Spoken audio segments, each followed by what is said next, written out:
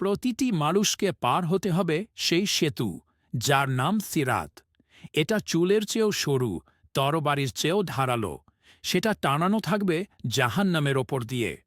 যারা দুনিয়ায় অন্যায় করেছিল তাদের পা স্লিপ করবে, আর তারা পড়ে যাবে জাহান্নামের আগুনে।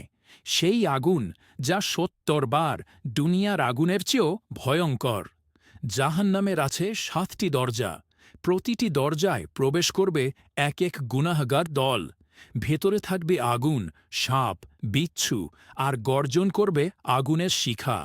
অন্যদিকে যারা ঈমান এনেছে, নামাজ রক্ষা করেছে, আল্লাহকে ভালোবেসেছে, তাদের জন্য খুলে যাবে জান্নাতের সুবর্ণ দরজা, যার পেছনে অপেক্ষা করছে চিরশান্তি।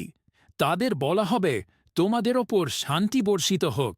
তোমরা ধৈর্য ধরেছ, চলো প্রবেশ করো সেই জান্নাতে, যার সুখের কোনো শেষ নেই। সেখানে থাকবে না কোনো দুঃখ, না কোনো কান্না, শুধু থাকবে শান্তি, আল্লাহর সান্নিধ্য আর অনন্ত সুখের জীবন।